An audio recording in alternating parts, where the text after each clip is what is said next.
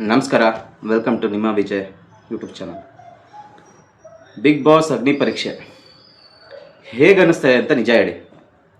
ನನಗಂತೂ ನಿಜವಾಗ್ಲೂ ಹೇಳ್ತಿದ್ದೀನಿ, ಈ ಥರ ಒಂದು ಡಬ್ಬಾ ಸೀಸನ್ ಆಗಲಿ, ಡಬ್ಬಾ ಶೋ ಥರ ಆಗಲಿ ನಾನು ಯಾವುದೂ ನೋಡಿಲ್ಲ. ಇದು ಆ್ಯಕ್ಚುಲಿ ಬಿಗ್ ಬಾಸ್ ಅನ್ನೋದಕ್ಕಿಂತ ಇವ್ರು ಮಾಡ್ತಿದ್ರು ಗೊತ್ತಾ, ಭರ್ಜರಿ ಬ್ಯಾಚುಲರ್ಸು, ಆಮೇಲೆ ಇನ್ಯಾವುದ್ಯಾವುದೋ ಅದನ್ನಾದರೂ ಮಾಡಿದರೆ ಇವ್ರು ಚೆನ್ನಾಗಿರೋದೇನೋ. ನಾವು ನೋಡಿದ ಬಿಗ್ ಬಾಸ್ಸು ಒಂದು ಲೆವೆಲ್ ಆದರೆ, ಇವಾಗ ಇವ್ರು ಮಾಡ್ತಾರಲ್ಲ ದರಿದ್ರವಾಗಿ ಮಾಡ್ತಾವ್ರೆ. ಸೀರಿಯಸ್ ಆಗಿ ಹೇಳ್ತೀನಿ, ನನಗಂತೂ ಇದ್ರ ಬದಲು ಕಾಮನ್ ಮ್ಯಾನ್ನ ಕರೆಸಲೇಬಾರ್ದಾಗಿತ್ತು. ಓಪನಾಗಿ ಹೇಳ್ತೀನಿ, ಕರೆಸಲೇಬಾರ್ದಾಗಿತ್ತು. ಯಾಕಂದರೆ ಕರೆಸಿದ್ರೂ ಇವ್ರಿಗೆ ಯಾರ್ಯಾರನ್ನ ಸೆಲೆಕ್ಟ್ ಮಾಡಬೇಕು ಅಂತ ಇವ್ರಿಗೆ ಗೊತ್ತಾಗ್ತಾ ಇಲ್ಲ, ಏನು ಟಾಸ್ಕ್ ಕೊಡಬೇಕು ಅಂತ ಗೊತ್ತಾಗ್ತಾ ಇಲ್ಲ. ಫಸ್ಟ್ ಆಫ್ ಆಲ್ ಮಾತಾಡಬೇಕು ಅನ್ನೋದೇ ಇವ್ರಿಗೆ ಗೊತ್ತಿಲ್ಲ, ಏನು ಮಾತಾಡಬೇಕು. ಅದರಲ್ಲಿ ನನ್ನ ವಿಲನ್ಸ್ಗಳೇ ಒಂದಿಬ್ರು ಅವರೇ. ಅವನು ವಿನಯ್, ಸಂಗೀತ ಏನು ಮಾಡಿದ್ರಿ?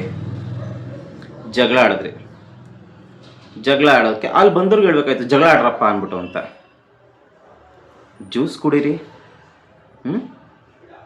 ಆಮೇಲೆ ಏನದು ಮೊಬೈಲ್ ಹೊಡೆದಾಕಿ ಐಸಲ್ಲಿ ಕುತ್ಕೊಡ್ರಿ. ಗುರು ಇವನ್ನ ನಮಗೆ ಹೇಳ್ರಿ ಗುರು, ಸೆಲೆಕ್ಟ್ ಮಾಡ್ತೀನಿ ಅಂದರೆ ಹೋಗಿ ಕುತ್ಕೊಬಿಡ್ತೀವಿ ಬಿಗ್ ಬಾಸಲ್ಲಿ. ಮೊಬೈಲ್ ಹೊಡೆದಾಕ್ಬೇಕಾ? ಹೇಳ್ರಿ ಸೆಲೆಕ್ಟ್ ಮಾಡ್ತೀನಿ ಅಂತ. ಮೊಬೈಲ್ನ ಅಲ್ಲ, ಅವ್ರು ಕಲ್ಲು ಕೊಡ್ತಿದ್ರು, ನಾನು ಕಲ್ಲಲ್ಲಿ ತೊಗೊಂಡು ಮೊಬೈಲ್ ಮೇಲೆ ತರ್ತೀನಿ. ನಾನು ನಿಜ ಹೇಳ್ತೀನಿ, ಈ ಸರಿ ಏನಾದರೂ ಕಿಚ್ಚನ ಪಂಚಾಯಿತಿ ಅಂತ ಬಂದರೆ ಈ 5 ಜನ ನಿಲ್ಲಿಸ್ಬಿಟ್ಟು ಮಾಡ್ಬೇಕು ಪಂಚಾಯಿತಿನ. ಫಸ್ಟ್ ಮೊದಲನೇ ವಾರ.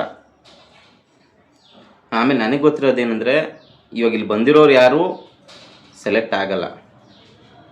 ಇದು ಜನಕ್ಕೆ ಸುಮ್ಮನೆ ಒಂದು ಎಂಟರ್ಟೈನ್ಮೆಂಟ್ ಥರ ಮಾಡ್ತಾಯಿದ್ದಾರೆ ಹೊರತು, ಇವ್ರನ್ನೆಲ್ಲ ಕರ್ಕೊಂಡೋಗಿ ಬಿಗ್ ಬಾಸ್ ಶೋ ಕುಂಡ್ರಿಸ್ತೀನಿ ಅಂದರೆ ವರ್ತೇ ಇಲ್ಲ. ಇದೊಂದು ಕಾಮಿಡಿ ಶೋ ಆಗ್ಬಿಟ್ಟಿದೆ ಅಷ್ಟೇ. ಕಾಮಿಡಿ ಶೋನೂ ಅಲ್ಲ ಅದು, ಅದ್ರ ಕಾಮಿಡಿನೂ ಇಲ್ಲ. ಎಷ್ಟು ದರಿದ್ರವಾಗಿ ನಡೆಸ್ಕೊಡ್ತಾರೆ ಅಂದರೆ, ಇನ್ನೊಂದು ಅವ್ರ ಗಾಂಚಲಿ ಮಾತುಗಳು ಕೇಳೋಕ್ಕಾಯ್ತಾ ಇಲ್ಲ. ಸೀರಿಯಸ್ ಆಗಿ ಇವಾಗ ನಿನಗೂ ಯಾರಾದರೂ ವಿನಯ್ ಮತ್ತು ಸಂಗೀತ, ನಿಮಗೂ ಯಾರಾದರೂ ಹೋಗ್ಬಿಟ್ಟು ಇದೇ ಥರ ಆಡಿಷನಲ್ಲಿ ನಿಮ್ಮ ಮೊಬೈಲ್ ಹೊಡೆದಾಕು, ಸಗಡಿ ತಮ್ಮ ಮಕ್ಕಚ್ಕೋ. ನೀವು ಶೋ ಒಳಗಡೆ ಹೋದ್ಮೇಲೆ ಬರೋ ಟಾಸ್ಕ್ ಬೇರೆ. ಇವರು ಟಾಸ್ಕ್ ಅನ್ನೋ ಹೆಸರಲ್ಲಿ ಇರಿಟೇಷನ್ ಮಾಡ್ತಾಯಿದ್ದಾರೆ. ಪಾಪ ಇನ್ನು ನಿರಂಜನ್ ದೇಶಪಾಂಡೆ ಅಣ್ಣ, ನಮಸ್ಕಾರ. ನೀನು ಏನು ಮಾಡ್ತಾಯಿದ್ಯಾ ಅಂತ ಒಂದು ಚೂರು ನೋಡು. ನಿನ್ನ ಜಾಗದಲ್ಲೇನೆ ಸುದೀಪ್ ಅಣ್ಣನೂ ನಡೆಸ್ಕೊಡ್ತಾರೆ. ಅಲ್ಲೂ ಹೋಗಿದ್ಯಾ, ಅವ್ರು ಹೆಂಗೆ ನಡೆಸ್ಕೊಡ್ತಾರೆ ಅಂತ ನೋಡಿದ್ಯಾ? ಆ ಜಾಗದಲ್ಲಿ ನಿಂತ್ಕೊಂಡು ನೀನು ಒಳ್ಳೆ ತರಲ್ಲ ಮಾತಾಡ್ಕೊಂಡಿರ್ತೀಯ. ಅದಕ್ಕೊಂದು ವ್ಯಾಲ್ಯೂ ಇದೆ. ಅದನ್ನ ಅಲ್ಲಿರೋ ಬಿಟ್ಬಿಡ್ರಿ ಬಿಗ್ ಬಾಸ್ನ. ನಿಮ್ಮ ಕೈಲಿ ಆಗಲಿಲ್ಲ ಅಂತ ಹೇಳಿ. ಸರ್ಕಲಲ್ಲಿ ಒಂದು ಸರ್ಕಲಲ್ಲಿ ಎಷ್ಟು ಸೈಡ್ ಇದೆ? ಆಯಿತು, ನೀನೇ ಒಂದು ಹೇಳಿದೆ ಇನ್ಸ್ಟಾಗ್ರಾಮಲ್ಲಿ, ನಾನು ಮಾಡಿದ ಒಂದು ಜೋಕ್ ಅದು ಅಂತ. ಗುರು, ಅವನು ಮುಂದೆ ಹೇಳ್ಬೋದಾಯ್ತಲ್ಲ ಇಷ್ಟು ಜೋಕ್ ಅಂತ. ಒಬ್ಬ ಎಜುಕೇಟೆಡ್ನ ನೀನು ಅನ್ಎಜುಕೇಟೆಡ್ ಅಂತ ಪ್ರೂವ್ ಮಾಡ್ತಾ ಇದೆಯಾ? ನಿನಗೇನು ಗೊತ್ತೇ ಇಲ್ಲ. ಹೇಳ್ಕೊಳ್ಳೋಕ್ಕೆ ಬಿಗ್ ಬಾಸ್ ಆನೆ. ಆಮೇಲೆ ಇನ್ನೊಂದು ಹುಡುಗಿ ಬಂತು, ಆ ಹುಡುಗಿ ಹೇಳಿದ್ರಲ್ಲ ಏನು ತಪ್ಪು? ನೀನೇ ತಾನೇ ಹೇಳಿದ್ದು ಇನ್ನೊಂದು 20-25 ಸ್ಟಾರ್ಟಪ್ಸ್ ಇದೆ ಅಂದ್ಬಿಟ್ಟು ಅಂತ. ಆ ಹುಡುಗಿ ಹೋಗ್ಬೇಕಾದ್ರೆ ಅವಮಾನ ಮಾಡೋದು ಬೇರೆ. ಬಿಗ್ ಬಾಸ್ ತೆಗೀರಿ ಬಿಗ್ ಬಾಸ್. ಏಕೆ? ನೀವು ಆಡಿದ ಆಟಗಳೇನು ನಾವು ನೋಡಿಲ್ಲ ಅಂತನ? ನಿಮ್ಮ ಪ್ರಕಾರ ಕಾಮನ್ ಮ್ಯಾನ್ ಅಂದರೆ ಏನು? ಕರೆಸ್ಬಿಟ್ಟು ಅವಮಾನ ಮಾಡಿ ಕಳಿಸ್ಬೋದು ಅಂತ. ಅದೇ ಜಾಗದಲ್ಲಿ ಯಾರೋ ಸೆಲೆಬ್ರಿಟಿಗಳು ಬಂದಿದ್ರೆ ನೀವು ಅದನ್ನೇ ಮಾಡ್ತಾಯಿದ್ರಾ? ನಾನು ನಿಜ ಹೇಳ್ತೀನಿ ನೋಡಿ, ಈ ಸರಿ ಅಷ್ಟು ವರ್ಸ್ಟ್ ಶೋನೇ ಇನ್ನೊಂದು ಸರಿ ಇರಲ್ಲ. ಅದು ಏನಾದ್ರು ಇವಾಗ ಸುದೀಪ್ ಅಣ್ಣ ಬಿಟ್ಬಿಟ್ಟು ಇವ್ರು 4 ಜನನೇ ಜಡ್ಜ್ ಮಾಡಿಬಿಟ್ರು, ಇವರಲ್ಲಿ 4 ಜನನೇ ಒಬ್ಬರನ್ನ ಸೆಲೆಕ್ಟ್ ಮಾಡಿ ಅವನೇ ಬಿಗ್ ಬಾಸ್ ಗೆದ್ಬಿಟ್ಟ ಅಂದ್ಕೊಟ್ರೆ, ಇಂಥ ಒಂದು ಶೋ ಇತ್ತು ಅಂತಲೇ ಜನ ಮರ್ತೋಗ್ಬಿಡ್ತಾರೆ. ಹೇಳ್ತಿಲ್ವಾ? ಇಷ್ಟು ಸೀಸನ್ ಒಂದು ಲೆಕ್ಕ ಆದರೆ ಇದೇ ಒಂದು ದರಿದ್ರದಲ್ಲಿ ದರಿದ್ರ ಆಯ್ತು ನನಗೆ ಗೊತ್ತು. ನನಗೆ ಇವ್ರು ಕೊಡೋ ಟಾಸ್ಕ್ಗಳು ನಿಜ ಹೇಳಿ, ನೀವು ಕುತ್ಕೊಂಡು ನೋಡ್ತಾ ಇರಲ್ಲ, ಯಾವುದಾದ್ರು ಒಂದು ಟಾಸ್ಕ್ ನ್ಯಾಯವಾಗಿತ್ತ? ಆ್ಯಕ್ಚುಲಿ ನನ್ನ ಪ್ರಕಾರ ನಾನು ಅಂದ್ಕೊಂಡಿದ್ದೇನು ಗೊತ್ತಾ, ಕೆಲವೊಂದು ಜನ ಬರಬೇಕಾಗಿತ್ತು. ಅವ್ರುಗಳು ಬಿಗ್ ಬಾಸ್ ಒಳಗಡೆ ಹೋಗಿದ್ರೆ ಅಟ್ಲೀಸ್ಟ್ ನೋಡೋಕೆ ಒಂದು ಕಿಕ್ ಸಿಗೋದು, ಒಂದು ಥ್ರಿಲ್ ಇರೋದು. ಈ ಅಮ್ಮು ಡುಮುಕು ಗಂಗಾ ಒಪ್ಕೊತೀನಪ್ಪ, ಅವರೆಲ್ಲ ಕ್ರಿಂಜೆ.